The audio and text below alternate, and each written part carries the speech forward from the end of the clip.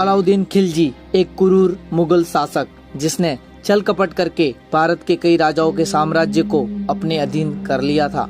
लगभग आपने संजय लीला भंसाली की पद्मावत फिल्म को देखा ही होगा, जिसमें खिलजी के क्रूर रवैये को दिखाया गया है। लेकिन क्या आपको पता है कि अलाउद्दीन खिलजी सिरोही के राजा महाराव विजयराज जी के हाथों से 2 बार पराजित हो चुका है। आइए आज हम आपको ले जाते हैं 1298 ईस्वी में, जब खिलजी और सिरोही के राजा के साथ हुआ था महायुद्ध।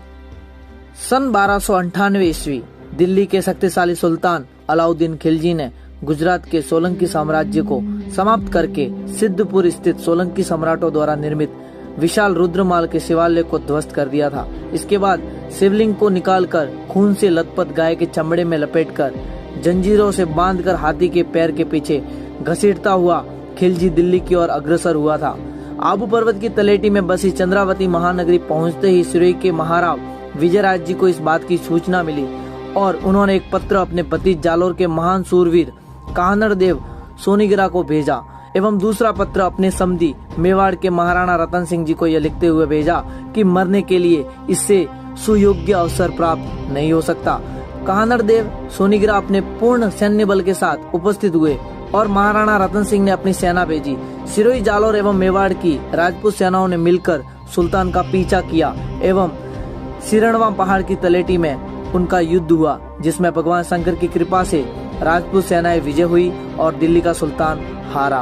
वो दीपावली का दिन था और उसी दिन सिरोही नरेश महाराज विजयराज जी ने उस दुष्ट सुल्तान से रुद्रमाल के शिवलिंग को प्राप्त करके उसे सिरणवा पहाड़ के पवित्र शुक्ल तीर्थ के सामने स्थापित कर दिया गया। इस मंदिर का नाम शारणेश्वर रखा गया क्योंकि इस युद्ध में बहुत तलवारें चली थी। बाद में ये मंदिर सारनेश्वर महादेव कहलाया एवं सिरोही के देवड़ा चौहान राजवंश के इष्ट देव के रूप में पूजे गए। सुल्तान अलाउद्दीन खिलजी की शर्मनाक हार के कारण उसे दिल्ली की ओर भागना पड़ा, परंतु 10 महीने के बाद एक विशाल सेना को तैयार कर अपना बदला लेने की दृष्टि से उसने सन 1299 ईस्वी के भाद्र मास में सिरोही पर आक्रमण किया, इस संकल्प से कि वो सारनेश्वर के शिवलिंग को तोड़कर इसके टुकड़े टुकड़े करेगा एवं सिरोही नरेश का सिर काटेगा। तब सिरोही की प्रजा ने सिरोही नरेश से विनती की कि धर्म की रक्षा के लिए वे सब मर मिटने के लिए तैयार है। इस भीषण युद्ध में ब्राह्मण एवं रेबारियों ने सिरणवा पहाड़ के हर पत्थर एवं पेड़ के पीछे खड़े होकर गोपन के पत्थरों से मुसलमान सेना पर ऐसा भीषण प्रहार किया कि उसे पराजित होना पड़ा। उसी वक्त सुल्तान अलाउद्दीन खिलजी पर ईश्वरीय प्रकोप हुआ और उसे भयंकर कोढ़ हो गई। कोढ़ को देखकर कोई भी सैनिक खिलजी के नजदीक नहीं आता था, क्योंकि नजदीक आने से उन्हें भी कोढ़ हो जाती थी। कई दिनों तक खिलजी कोढ़ को ठीक करने के जतन में सिरोही ही बैठा रहा। एक दिन खिलजी के शिकारी कुत्ते किसी पानी के कुंड में बैठकर आए, जिसके बाद कुत्तों ने अपने शरीर को झटका, जिससे पानी के छींटे अलाउद्दीन खिलजी पर जा पड़े। जहाँ पर पानी के छींटे पड़े वहाँ पर खिलजी की कोढ़ ठीक हो गई।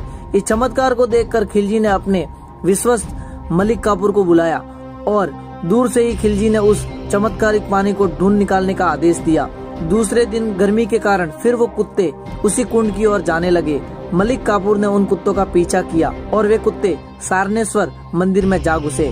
मलिक काफूर अपनी शर्मनाक हार के कारण मंदिर में नहीं जा सकता था, इसलिए वो वापस खिलजी के पास गया और सारनेश्वर कुंड के बारे में बात की। अब खिलजी को अपनी कोढ़ की दवा मिल चुकी थी, इसलिए अलाउद्दीन खिलजी ने महाराज विजयराज जी को एक पत्र लिखा कि उन्हें सारनेश्वर मंदिर के कुंड का पानी स्नान के लिए दिया जाए, ताकि वह उस कोढ़ से निजात पा सके। महाराज विजयराज जी ने इंसानियत को धर्म मानते हुए उस कुंड का पानी खिलजी को दिया, जिस पानी से खिलजी ठीक हो गया। इस चमत्कार से प्रभावित होकर वह मंदिर के दर्शन के लिए आया और यहाँ बड़ी मात्रा में दान किया। साथ ही यह कसम खाई कि वह कभी वापस सिरोही की ओर नहीं आएगा। क्या आपको सिरोही की इस वीरगाथा के बारे में पता था? हमें कमेंट करके जरूर बताएं। और क्या आप भी सिरोही से हो तो सिरोही के इस चैनल को सब्सक्राइब करना बिल्कुल ना भूले। हमारे चैनल को अपना कीमती समय देने के लिए धन्यवाद।